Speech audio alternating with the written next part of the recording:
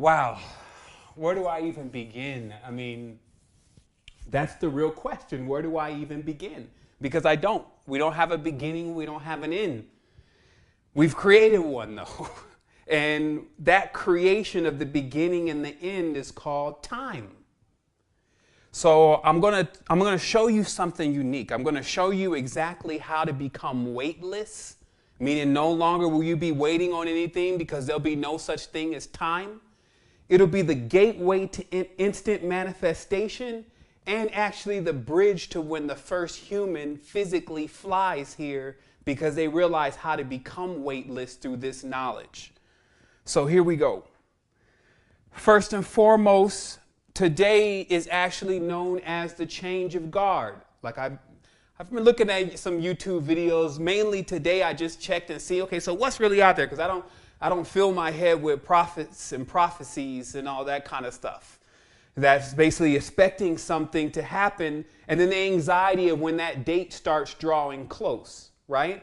And that anxiety, it produces a weight in itself. It's how we can create weight in our mind. Like, have you ever been closer and closer to some kind of bill that's due or whatever? And then as you get closer, it just starts to weigh on you more and more and more. And its weight increases, meaning its value per se increases with you. So this will show you how weight and time are relative. But first, before we get into that, I'm going to demystify this entire thing around this eclipse. Now, first of all, this is also, yesterday is known as the day of the joker or the day of the jester. And it's because when you see the king, right, which is what the sun is proclaiming that it is on this dimension, it's external though. There's an internal sun, there's an external one. So the external one is known as that old king. Okay, and that external sun always has before it the jesters or the jacks or the jokers. Okay, and that's just like you see it in the movies where they show the king and the jester and the juggler is right there in front of him. So if you notice that yesterday we lost some jesters on the dimension because they came in front of the king. And I'll explain that. And that's, of course, Jerry Lewis. And, of course, the Honorable Dick Gregory. Okay, so let me just demystify this once again before we get, too far ahead. I know some people got to go to work and they got this time issue. See, where I'm at today is I'm showing you how to demystify time so you could get your time back, so you could get completely off a time system, out of a zodiac, and then into even beyond what can be conceived in this language. That's what we're talking about right now. This is the power day for you, nothing else. So you would have to ask yourself, how do you synchronize time? Like if I tell you, yeah, there's a galactic clock, there's a circadian rhythm, there's all these different clocks. And let's say you even have a watch piece. Right? Like a really nice watch piece. That's your body. But how do you synchronize your body, your watch piece, to the whole system so that you know what time it is? The only way, let's say, if you lost an idea of what that time was, because, see, we're so skeptic. So when somebody says, oh, every Bach ton is 26,000, blah, blah, blah years, and, we can hear all that knowledge, but then we're so skeptical because we've been abused by the Matrix and its lies. We're like, well, how can I believe in that? And then Flat Earth throws another wrench in there and says, well, if it's flat, all this stuff is off. So how can you synchronize yourself with what time it truly is? And how you can do that is by watching. Just like it says, surely if you can watch the sky and know that it's raining, that it's going to rain, why can't you predict the future? Why can't we watch the realm to see what exactly is going on than trying to read it in a book somewhere? And that's what I do. And then when you're tapped in and you learn certain knowledge about things, the blueprint of the mechanics, which we teach in the Innerversity, this taps you into realizing what exactly is going on. So let me demystify it a little bit more. So this is an arcana. Let me grab my stylus here and show you a couple things. So I got to write small here because there's going to be a lot on this board. So this is called arcana. Okay, and the word that we see here is arc, And we talked about those arcs the last time we got on to this. And so to go further, because that's what actually creates the units of time, what you actually have to ask yourself is, so this arcana also means the secret or hidden. So it means that even the knowledge we talked about yesterday or day before, it's secret and hidden. Remember, I have no concepts of time, by the way. And so this secret or hidden arcana, what is it anyway? And a part of it is actually the zodiac. Okay? And this word actually comes from the priests of Zod, which were also known as the priests of Sod. And if you kind of like even look up the group that is that name, you get an idea of what eventually that whole system degraded into. So in this, because they attempted to reinvent the wheel, but this system, let's say for instance, this is a system of a 12 cycle zodiac. Okay? So this zodiac that we're dealing with right now, that most people believe it is on a system of 12, which is based on the months. Okay? But where all this knowledge comes from is, let's say, for instance, when I guess the beings that were on Earth decided they wanted to start reading, the first people to actually begin to write down things, one of those groups, because there was, there was a 7 spectrum first going on. That's why nobody can figure out who came first. One of the documentations that we have is actually the Sumerians, the Sumerian documentation. Okay? And in this Sumerian documentation, they're basically hiding a code also. Everything has always been mystical and encoded that's around the king. And their king was known as Anu. Okay? Now, in a cycle then, one Anu is basically one turn of the disk. Okay?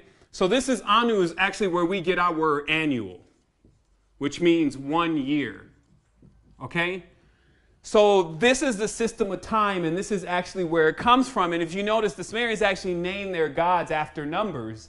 There's 50, who's actually running around the dimension right now, half nuts like wild Marduk, and still can't figure out how to control all that energy. Every single entity from the Sumerian pantheon is actually running around the planet right now.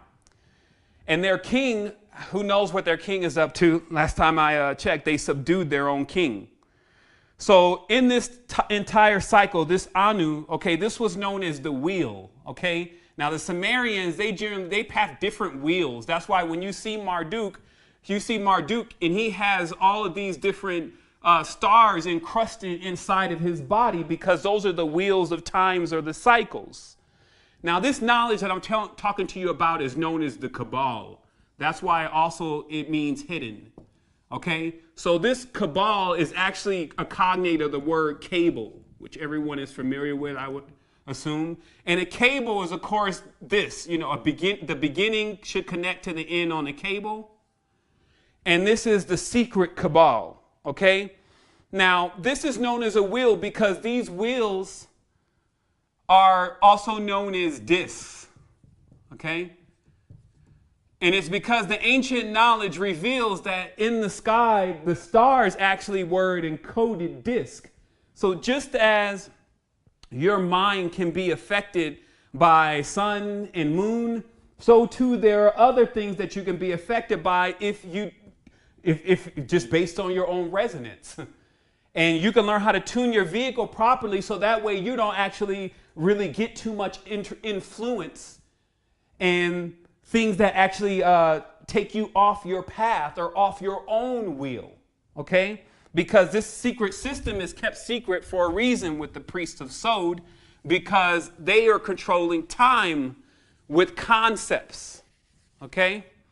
And as long as those concepts are mystical to everyone and it's like a mist and people can't see it, they can't get through that fog.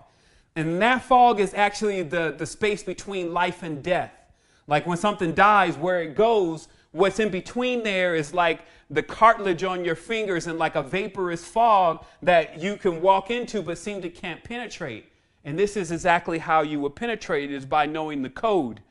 To code to this mainframe is a 26-letter code. We're talking about the English language, a 26-letter code. But anytime we see numbers like this, simple math right away goes 52. Because that's the number when it reaches its perfection, and that's an entirely different class. But the number when it reaches its perfection is 52, so this gives us some kind of gauge to what kind of system we're talking about here when we're talking about the language known as English, because it would be a code, and a lot of people would be programmed with that code. They say when every knee shall bow and every tongue shall confess is when everyone in the entire universe knows English, or the entire world knows English, because the God lives inside of the language. The king lives inside of the language, right? So how this language became Kabbalistic, it's basically English. It's the language of the angels. So this English, first of all, the hidden part is another 26. So you get 26 letters, right? A to Z.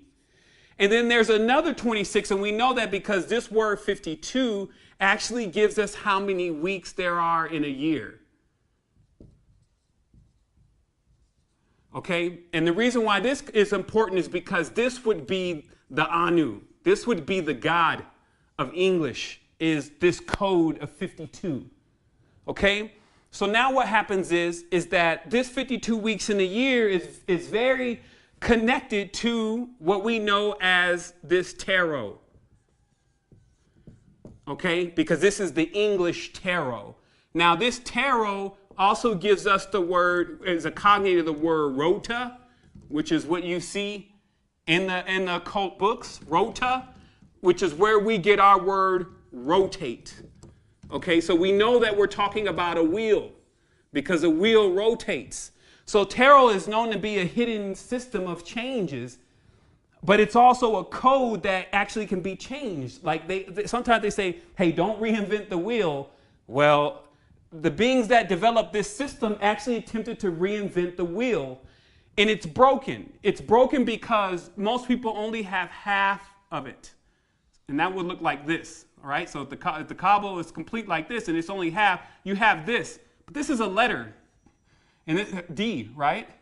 So now we start realizing why the word divided, diablo, destruction, deceitful, all those words begin with D, because when something is only aware of half of what it is, it starts to live in an illusion of what it truly is, and that's what comes from it. That's why I say, look at what God had wrought, meaning look what you have created in this deceit. You see what I mean? Beings that know how to create and not being aware of the other half. This becomes synonymous with why we can't see the other half of the moon. That is the Kabbalah. Okay? So to move on here, because I'm just giving you a real, for those who study and for those who need to study, you could just go check in on this and be like, there's no doubt. These are clear proof. It's, as my shirt says, it's common sense. But common sense ain't common. So now let's talk about what exactly is happening in the world and your empowerment. Today is the day of empowerment for you, because this is not also like, it's not just today. There's been a lot that's been building up till today. In your own innerverse, there's something that's been going on, and you've been occultated. You've been learning different things. You've been having these different experiences. Some been going on certain substances, some been fasting, cleansing, meditating. So all this has been going on. So there's an invisible college that's been dealing with everyone. And in that, you get to this point where you realize, okay, I do have power, but what shall I do? How can I control it? So there's a lot of questions after that, and that's what we call the quest. We've ended the quest at Secret Energy. There's no more of, hey, let me just download information. We're uploaders. And we have the knowledge and the wisdom and the experience to keep pushing with that. So to understand this solar eclipse, what's happening is that it is the procession in the death of the king. Okay? It's called the change of guard. It's when the old system as it is goes out and then the new system comes in. It would be like our presidency, but that's that's on their days. This is the galactic one. And in the change of guard, it's the perfect time for the complete rewriting of all the treaties. And what sovereigns do, this is the day where you don't go into worshiping and praying and calling upon other gods and other things, because then that's going to connect you right again with that until the next cycle, right? This is the time that you now can become truly sovereign within yourself by knowing today that you're basically the ruler of your own throne, the Lord of your own life, the master of your completion. and that there is nothing that you bow down to, and there are no gods before you. Okay, so this is the day for that. And let's get into this a little bit deeper on how we know. So we know that according to, again, it's not according, the Navajo had all the knowledge. I mean, there's so many tribes. I mean, the Mamis, the Taitas, the Aztecs, and the knowledge they left. I mean, they all talk about these days extensively. And even if you went to archive.org and started just typing in to look for that knowledge, you will find it right there. It's because lack of knowledge why we perish. It's not because you just got to wait for somebody to come in and bring the knowledge to you. Maybe you're the one to bring the knowledge to everyone else. But I will tell you that it is all there. And in that, it talks about this process of the exchange. Now, Saturn was the previous sun, but we don't know how many sun cycles have already gone by. There was another total solar eclipse in 1979 that went across the United States. This one that's coming across is starting on the 33rd parallel. How you know, which is in Oregon, Salem. How you know it has to do with the king is because Melchizedek is the king of Salem. And the Melchizedek reign, which is basically the whole of the Jesus and all the external entities that this entire pantheon that has been bringing forth all of what it's been doing right now, for better or for worse, they are now going out and something new is coming in. I'm telling you that new can be you. Completely right now, this is how you could become weightless. If you get back under the reign of the kings and the sun systems, then you still are saying basically, I need to take in this light. You have your own light that burns within. And that light people need the most. Like our children, everyone is a child based on their vibration and frequency. If a person's a child, it's a vibration and a frequency. If a person's wise, it's a vibration and frequency. So to restore that entire harmonic system, we are the ones accountable for doing that. And to do that, you need power. And this power is vivid. The body is electric. And this power, you'll feel coursing through you. And you know that this power is going into your manifestation. And so this is not just a belief. The mind and its thoughts are still weak. They need to be grounded and they need to be firm and into a firm vibration. But anyway, let's keep going.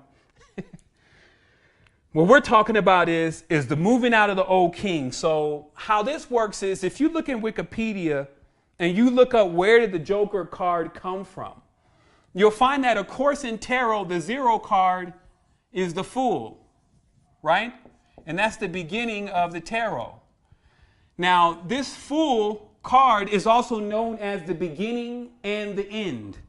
So when you see that, it's like that same saying. They say at the end of the game, the king and the pawn go back in the same box. Okay? So they're just saying when you see the disc completely turn one time, you'll see the king and the pawn actually go back into that same cycle and curl up. And then it's that time you make your massive awakening, escape, whatever you want to call it, into yourself. And keep boosting. So today is not meant to be a very long conversation. I'm just here to tell you to really get control of yourself now. Like I said, it's not just about today. It's what also everything has been building up to at this point. Know that that's why it's also a new moon. Those kind of alignments are indeed serious because the eclipse didn't necessarily last time fall on the full moon. It actually fell on, I think it was half moon. So even for all these things to be lined up, if you're synchronizing your clock, it is rather important.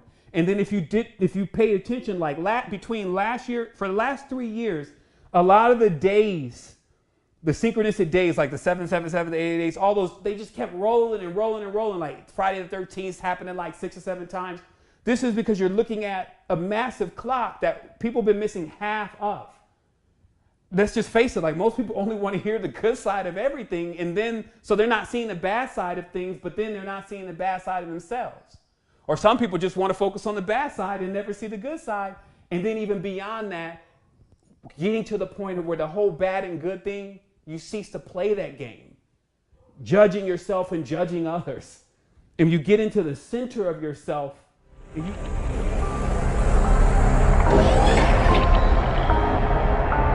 Ladies and gentlemen, Welcome to the next generation of science. Is there any way in which one's mind can be transformed?